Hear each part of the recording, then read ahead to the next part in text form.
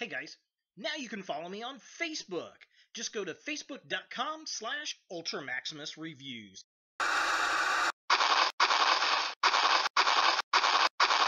You's a big boy. Don't you know who I am? I'm the Juggernaut, bitch! You suck.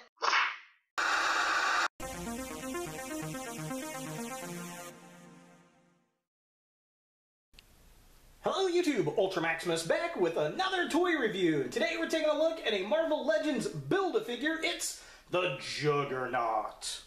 Now this is, of course, that Build-A-Figure wave with the X-Men in it, which was really, really cool. We got a really good line of figures out of that. I was really, really happy with the majority of them. There were a couple that were surprises and one that was just a letdown. And of course, I still need to get the Deadpool figure. Have not gotten him, but I definitely know I'm going to like him when I do get him. But I was really interested in this Juggernaut figure because I do have the Marvel Select Juggernaut, and I wanted to see how this stands up to that because I love that figure, and I think it works great on Marvel Legends line, so I guess we'll have to check it out. Now, before we actually take a look at that and build this figure, let's take a look at all the Marvel Legends that you need to build this guy and rank them from the bottom of the heap to number 1.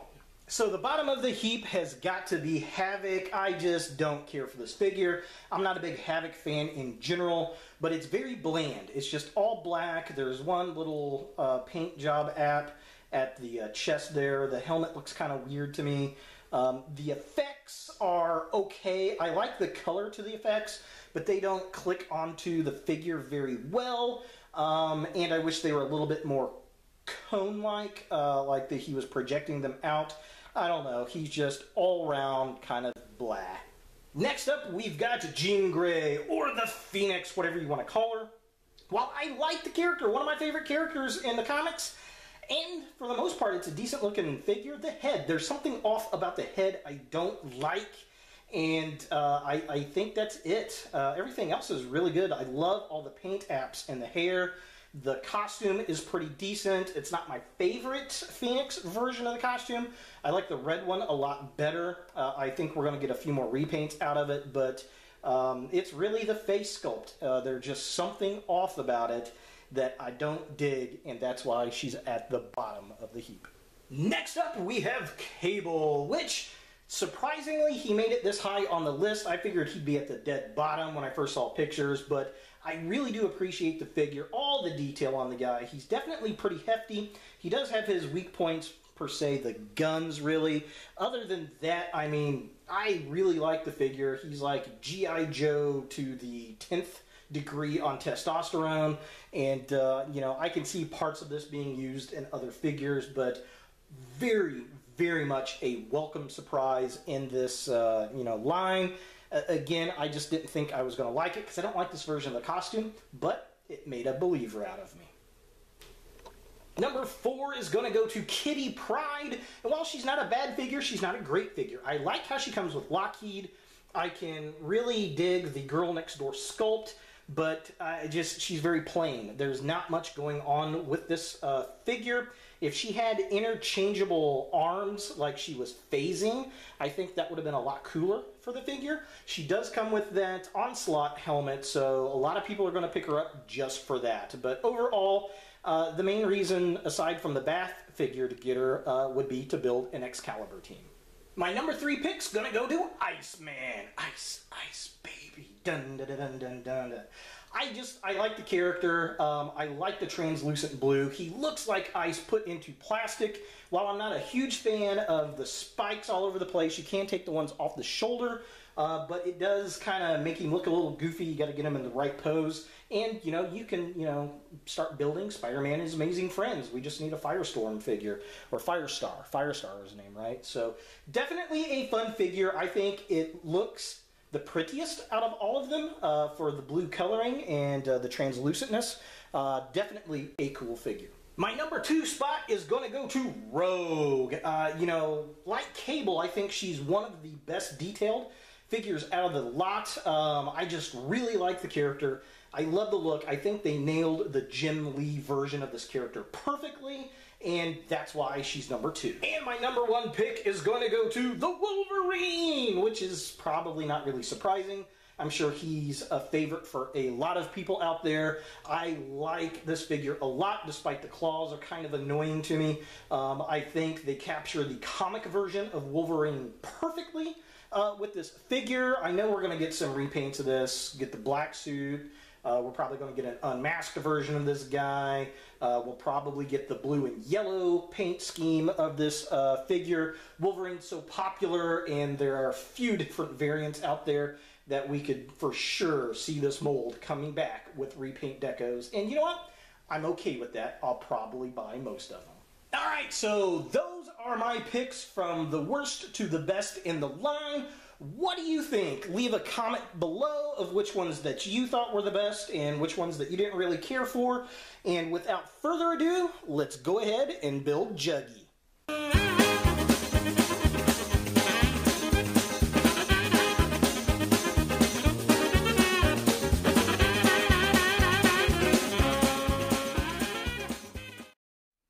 And here we have Juggernaut assembled, and it's a pretty good size figure. I will give it that.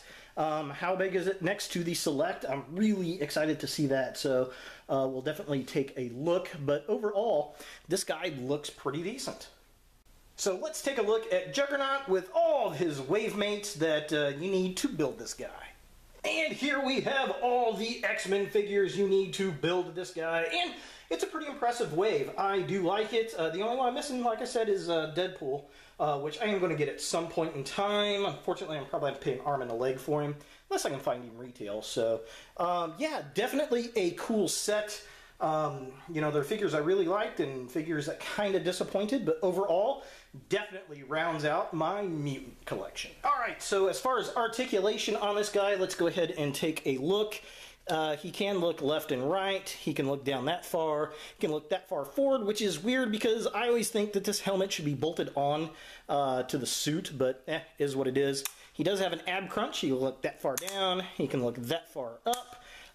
He can move his arm that high, he can twist around like that.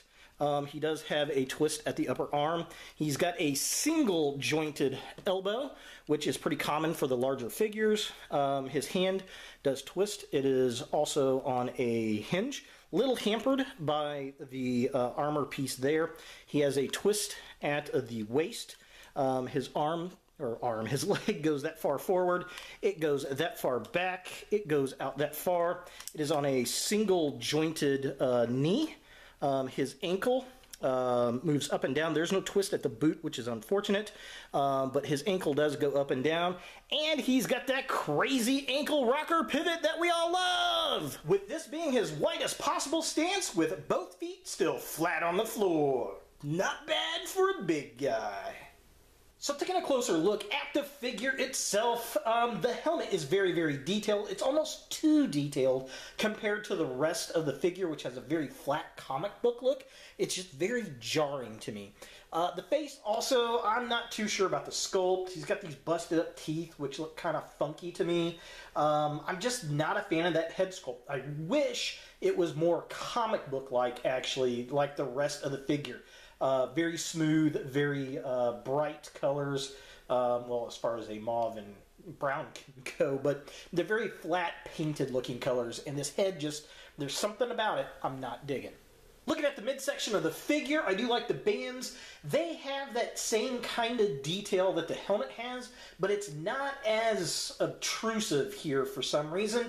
Maybe because it's smaller. I do like the paint apps on the body. It's just paint on there, but it looks good, and it looks very comic book-like, and I really do dig that. Now, he does have the belt, which I've seen in some comics more often than not. Now, the belt is a separate piece. You don't have to put it on there, so if you like the belt on, there you go. If not, well, you don't have to put it on. And taking a look at the bottom of the figure, the legs, I mean, they're okay. They're Juggernaut legs, big, chunky, stocky legs. The boots look pretty good. I like the color. They have a little bit of detail, like a leather kind of look. I like the seam down the middle. They got the big black soles with the chunky bits on the bottom. That looks really cool. But they're positioned kind of funny to me. And when I went to go put the figure on, it almost seems like the top of the boots should be on the opposite legs. I don't know. It looks kind of funky at first, but they look pretty decent overall for the character. Now let's go ahead and take a look at this Build-A-Figure Juggernaut and compare him with some BAFs from previous lines. Here we have Juggernaut with the King Thor or Odin Build-A-Figure, depends on which head and cape you put on this guy. And he's much bigger than the Odin son here, which I like. The Build-A-Figures that I like the best are the really, really big characters that you just can't get into one box. So definitely liking him better than I do King Thor. Here we have Juggernaut next to the Rhino Build-A-Figure, and again, he's way bigger than the Rhino Build-A-Figure, which is pretty cool, because I really did like the Rhino figure, but this Juggernaut is pretty beefy. And here we have the Juggernaut with the Marvel Select Hulkbuster. I don't have the Build-A-Figure Hulkbuster. I still need to put that guy together. Yeah, these guys are interestingly put side by side. To be honest, I think that the Hulkbuster looks a little small here. I think he should be a little bit taller than Juggernaut. And here we have them side by side, and I think I still like this one better. He's just bigger, beefier, heavier.